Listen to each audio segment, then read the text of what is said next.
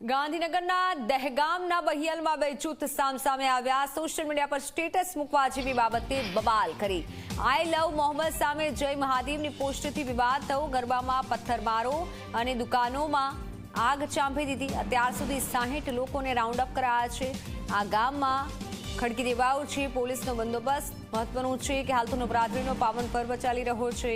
ગુજરાતભરમાં આ પર્વ ઉજવાઈ રહ્યો છે, ત્યારે ગાંધીનગરના દહેગામના બહિયલ ગામે મોડી રાત્રે નજીવી બાબતે ટોળું હિંસક બન્યું હતું। એટલું જ નહીં, ગામમાં ચાલતા ગરબા પર પથ્થરમારો કરતા ખેલૈયાઓમાં નાસભાગ મચ્યો। સોશિયલ મીડિયા પર સ્ટેટસ મૂકવા જેવી નજીવી બાબતે બે જૂથ વચ્ચે હિંસક અથડામણ થતા વિસ્તારમાં ભારે તંગદિલી સર્જાઈ, જેમાં એક યુવકે આઈ લવ મોહમ્મદ પોસ્ટની સામે જય મહાદેવ પોસ્ટ કરી દેતા મામલો વિચક્યો હતો। હિંસક બનેલા ટોળાએ 8 થી વધુ વાહનોને નુકસાન પહોંચાડ્યું, સાથે એક દુકાનમાં તોડફોડ કરી આગ ચાંપી દીધી। પરિસ્થિતિ પર કાબુ મેળવવા માટે પોલીસનો કાફલો પહોંચ્યો હતો, જો કે પોલીસની ટીમ પર પણ હુમલો થયો હતો અને પોલીસના 2 વાહનોને નુકસાન પહોંચાડ્યું હતું। ઘટના બાદ સમગ્ર ગામમાં પોલીસનો ચુસ્ત બંદોબસ્ત ગોઠવી દેવાયો છે। પરિસ્થિતિ પર કાબુ મેળવવાના પ્રયાસો ચાલુ છે। પોલીસે શાંતિ જાળવી રાખવા સ્થાનિકોને અપીલ કરી છે અને અત્યાર સુધી 60 લોકોને રાઉન્ડ અપ કર્યા છે।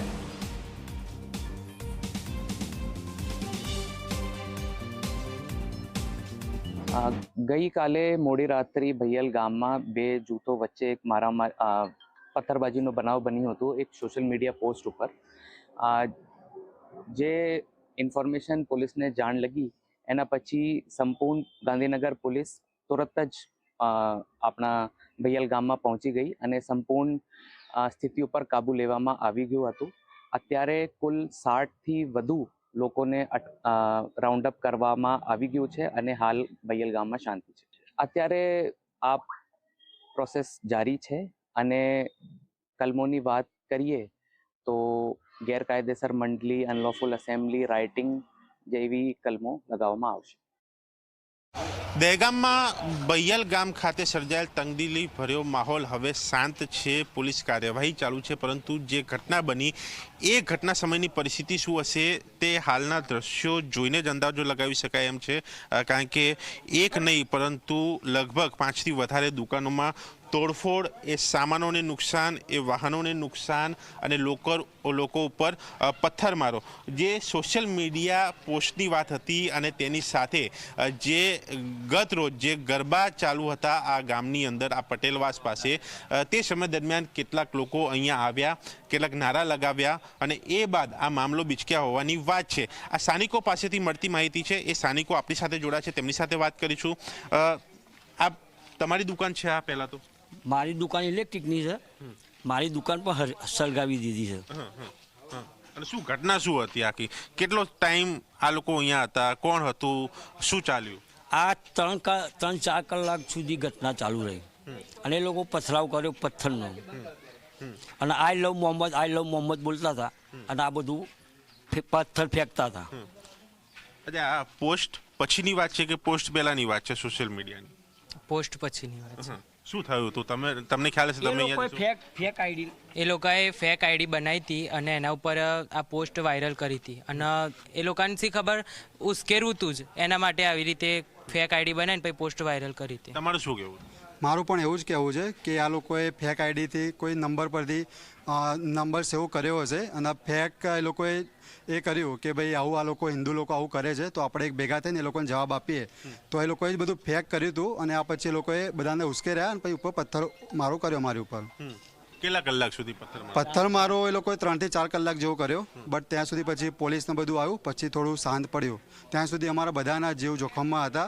અહીંયા કોઈ સેફટી એવી હતી નહીં। એ લોકોની પોપ્યુલેશન 80% છે, અમે 20%માં છે, તો સરકારને પણ અમારી રિક્વેસ્ટ છે કે અમારી સેફટી માટે તમે અહીંયા કંઈક કામ કરો અને અમને પ્રોટેક્શન આપો। અહીંયા લાગે છે હજુ કંઈ થશે ખરા? અમને તો અહીંયા બીકટ લાગે છે કે ઇન્ડિયામાં રહેવું હોય તો આ રીતે ના રહી શકાય, તો અમને સેફટી આપો તમે। સેફટીની વાત છે અહીંયા, કારણ કે ગામમાં જે પ્રકારે વસ્તી છે એ બીજા સમુદાયની વધારે છે, આ સમુદાયની અને સૌપ્રથમ તો HK પટેલના સામાન બહાર કાઢીને સામાન જલાવવામાં આવ્યું। હિન્દુ વિસ્તાર ઉપર પથ્થરમારી કરવામાં આવેલ। આ પથ્થરમારામાં 2-3 લોકોની નાના મોટા ઈજા થઈ અને 2-3 દુકાનો પણ સળગાવવામાં આવેલ. એની વિરુદ્ધ 307, 436 આઈપીસી પુરાણી અને BNS 109 અંતર્ગત ગુના દાખલ કરવામાં આવેલ અને 60 અક્યુઝડ અત્યાર સુધી ધરપકડ કરવામાં આવેલ છે અને 21 નામ પોલીસ પાસે છે. એની આ ધરપકડ કરવા માટે પોલીસ કાર્યવાહી હાથ ધરવામાં આવેલ. હાલ પરિસ્થિતિ શાંતિ છે. કલ રાત 12 વાગ્યાથી આજ સુધી પોલીસ કાફલા 200થી ઉપર કાફલા બંદોબસ્તમાં તૈનાત છે. સરકારી કચેરીને ક્યાંય કંઈ નુકસાન થયું એવું કંઈ એક આધાર કચેરી હતી એમાં આ વિગત મેળવવું પડશે, બટ સરકારી ગાડીઓમાં નુકસાન થઈ. 2 પોલીસ ગાડીને કાચ તોડવામાં આવેલ અને એક ફાયર બ્રિગેડની ગાડીના કાચ તોડવામાં આવેલ અને 2-3 પોલીસ પ્રાઇવેટ વ્હીકલના કાચ પણ તોડવામાં આવેલ છે. અને જેવી રીતે મેં કીધું કઈ પ્રકારની શોપ્સની નુકસાન થઈ અને 2-3 શોપ સળગાવવામાં આવેલ. એક વિષય એવો આવે છે કે આ ઘટનામાં એટલે કે સોશિયલ મીડિયા પર પોસ્ટ મૂક્યા પછી ગરબા ચાલતા હતા ને ગરબામાં જ આ લોકોએ જઈને ત્યાં હુમલો થયો છે. એ પ્રકારે એક સ્થાનિકે પણ કહ્યું કે 3 બાજુથી આ લોકો અંદર ઘૂસ્યા હતા. જો ગરબાની આપ વાત કરો છો, પટેલ વિસ્તારમાં ગરબા થતી હતી અને આ દુકાન બહુ નજીક હતા પટેલ વિસ્તારથી. પહેલે દુકાન ઉપર હુમલો થયો, પછી આ લોકો પથ્થરમારા વડે હિન્દુ એરિયા તરફ ગયા. હિન્દુ એરિયા સ્ટાર્ટિંગ પોઈન્ટમાં જ ગરબા હતી તો ગરબા ઉપર પણ કંઈ પથ્થર પડ્યા અને હિન્દુઓ તરફથી પણ રિટાલિએટ કરવામાં આવેલ છે. એને પણ પોલીસ આઈડેન્ટિફાઈ કરી રહ્યા છે.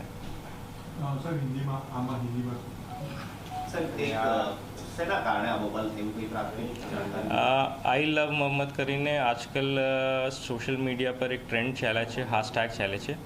એની વિરુદ્ધમાં બયલ ગામની HK પટેલ આઈ લવ મહાદેવ કરીને સ્ટેટસ મૂકવા માટે એક અપીલ બહાર પાડવામાં આવેલ છે અને આ અપીલમાં એનો એક શબ્દ પ્રયોગ કરવામાં આવેલ છે કે ઝલીલ કરીને શબ્દ પ્રયોગ કરવામાં આવેલ મુસ્લિમ સમુદાય વિરુદ્ધ. આ શબ્દોથી આ લોકો ભડકી ગયા અને એની લીધે એકઠા થઈને પથ્થરમારા થઈ.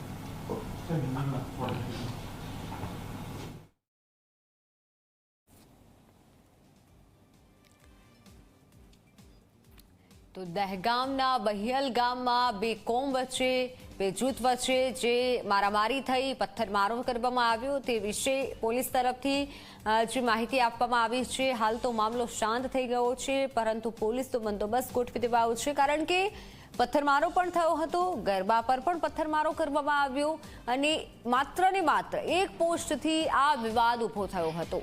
આઈ લવ મોહમ્મદની પોસ્ટ ઉપરથી આ વિવાદ ઊભો થયો હતો અને ત્યારબાદ આઈ લવ મહાદેવ પોસ્ટ પણ થઈ હતી. દહેગામના બૈયલ ખામે આવી પહોંચ્યો છું કે જ્યાં ગત રોજ 2 જૂથ સામસામે આવ્યા, પથ્થરમારો થયો, પોલીસ વાહનને નુકસાન અને એ બાદ આ પોલીસ કાર્યવાહી જે છે જોઈ શકાય છે. ઉચ્ચ અધિકારી અહીંયા પહોંચ્યા છે. પોલીસનું પેટ્રોલિંગ અહીંયા સતત ચાલુ છે. પોલીસનો કાફલો આ ગામ ખાતે ખડકી દેવામાં આવ્યો છે. ધરપકડનો દોડ પણ ચાલુ છે કારણ કે એક સોશિયલ મીડિયા પોસ્ટની વાત હતી. એ પોસ્ટ બાદ આ મામલો બિચક્યા હોવાની વાત હતી અને તે બાદ સમગ્ર ઘટના બની. એ ગંભીર આ મોટી ઘટના કહી શકાય છે કારણ કે ગરબા ચાલતા હતા અને ગરબામાં પથ્થરમારો અને લોકોની દુકાનોમાં આગ અને આ જોઈ શકાય છે કે આ પથ્થરોના દ્રશ્યો, આ પથ્થરમારાના દ્રશ્યો કે જ્યાં લોકો ઉપર, લોકોના ઘરો ઉપર, દુકાનો ઉપર પથ્થરમારો થયો અને ત્યાં આ પોલીસ કાર્યવાહી ચાલી રહી છે. સાહેબ, અત્યારની કાર્યવાહી શું છે? હાલ અત્યારે ગામમાં શાંતિની પરિસ્થિતિ છે અને પેટ્રોલિંગ પોલીસનું ચાલુ છે. અત્યારે શું એટલે ફરિયાદ કઈ દાખલ કરવાની છે? 2 ફરિયાદની વાત છે. હાલ એ ફરિયાદની કાર્યવાહી ચાલુ છે. આપને બ્રીફિંગ આપવામાં આવશે. અત્યારે કેટલો બંદોબસ્ત છે ગામમાં? અત્યારે 350 જેવી પોલીસ છે, એ ઉપરાંત અધિકારીઓ છે અને વ્હીકલ પોલીસના હાજર છે. આ સોશિયલ મીડિયા પોસ્ટની જ વાત હતી કે બીજી કોઈ રેલી નીકળી હતી એના કારણે પણ આ થયું હતું? ના, જે એવું નથી. હજી પ્રાઇમરી તપાસ ચાલુ છે. FIR લખાશે પછી આપને સૌને બ્રીફિંગ આપવામાં આવશે સાહેબ. એટલે ફરિયાદ લખાશે એ બાદની સંપૂર્ણ વિગત મળશે, પરંતુ હાલ 300થી વધારે પોલીસ કર્મચારી, અધિકારી એ ગામમાં બંદોબસ્તમાં લગાવવામાં આવ્યા છે. પેટ્રોલિંગ ચાલુ છે.